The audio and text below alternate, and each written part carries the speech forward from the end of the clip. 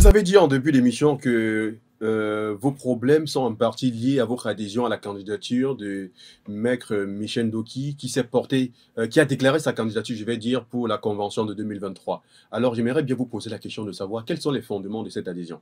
Écoutez, jusqu'à là, je n'ai jamais pas adhéré à sa candidature. Alors, je vous dis, c'est qu'en fait, j'ai soutenu la démocratie. Oui. Lorsque Maître Michel Ndoki a annoncé sa candidature, j'ai vu des gens dire qu'elle était infiltrée parce qu'elle aurait rencontré la Tandji. J'ai dit que non, c'est pas de ça qu'il s'agit. Vous êtes en train de reproduire les mêmes erreurs que le RDPC. En 2018, le MRC avait un très bon programme politique, n'est-ce pas? Oui. Le RDPC a pas ce temps de nous insulter afin de nous moyer le programme politique du MRC. Je ai fait comprendre que le président Kamto a aussi rencontré Bouba Magari. Il a rencontré le secrétaire général adjoint du RDPC, le ministre en charge de la promotion sociale du travail. Il a rencontré. Mais le Bouba Magari n'est pas au pouvoir, bien qu'il soit affilié du pouvoir. Non, affilié du pouvoir, peu importe. Il a demandé à rencontrer Paul Biya. Il a demandé à rencontrer Mme Moulachi. Il a demandé à rencontrer Paul Biya. Officiellement. Vous êtes sûr de ce que vous êtes en train de dire? Officiellement. Oui. M. Moritz l'a même dit. Officiellement, qu'il était en train de rencontrer Paul Biya. Oui. Je vous dis en tant que candidat MS à l'époque.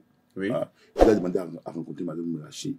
Pourquoi ce président Kamto, qui a travaillé dans le gouvernement de Paul Biya, ne serait pas infiltré, et c'est Michel Ndoki qui rencontre quand il serait infiltré? Il dit attention, c'est dangereux pour la démocratie.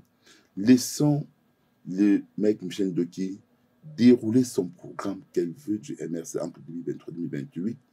Pareil pour président Kamto, et le roi va choisir, le militant va choisir. Si vous commencez à empêcher qu'elle déroule son programme et vous entrez dans l'insulte, vous ne rendez pas service à la démocratie. Parce qu'il y a des gens qui sont appelés vers la démocratie. Par exemple, moi, je suis à l'SGP, je souhaite qu'on parle véritablement du fédéralisme. Oui. Jusqu'aujourd'hui, le président Kamto en 2018 a dit que il n'était pas pour le fédéralisme, il était pour la République et les régionales. Après, il a dit, je suis pour le fédéralisme, n'est-ce pas? Mais sans dire la forme. Kabila Djibril a eu le courage de dire qu'il est pour le fédéralisme communautaire. C'est un courage qu'il a eu. Oui. Ça a salué. Mais le président Kamto n'a même dit de quel type de fédéralisme est-ce qu'il veut militer. Donc c'était l'occasion pour lui d'expliquer aux militants sa vision du fédéralisme entre 2023 et 2028. Il y a des questions sur le franc CFA.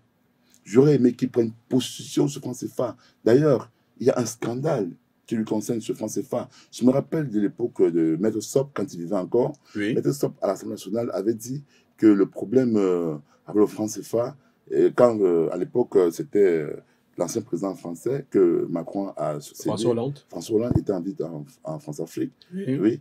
Ben alors, ça pas dit. Le problème, c'est que le problème du franc CFA et du Cameroun et de l'Afrique, c'est la France. Ce qui s'est passé. Expliquez-nous. On a insulté Maître Sop et le MRC, Kamto, a écrit une lettre d'excuse à la France. C'est un scandale. Une lettre d'excuse. D'excuse à la France. Je vous dis, ça a été fait. Et moi je suis dans du MRC, je ne peux pas permettre qu'on demande pardon à un colonisateur comme la France. Quand M. Kamto s'en va au Club Noah pour rencontrer les députés français, vous ne pouvez pas promouvoir le fédéralisme. Oui. Quand on parle de fédéralisme, on parle de subsidiarité, ce qui est différent du système jacobin incarné par la France, ce qui est différent du système de la République, tel que la France incarne du pouvoir décentralisé, déconcentré. Oui. Et vous allez donc rencontrer quelqu'un qui incarne cela, ou un député qui incarne cela. Ça a été une grosse erreur de sa part. Encore que le MRC n'ayant pas d'élu, il n'y avait aucune raison que le président Kamto se retrouve du côté du Club Noah. Et si le président Maurice Kamto était au nom de la République du Cameroun? Non, non, il n'y avait pas de raison. La preuve, c'est que aussi n'était pas là, ni Fundi, ni Cabral. Cabral a envoyé Fégon Noah. Vous comprenez un peu? Oui. Donc c'est pour dire qu'on ne peut pas. Aujourd'hui, moi je mène un combat contre le franc CFA. Contre le franc CFA.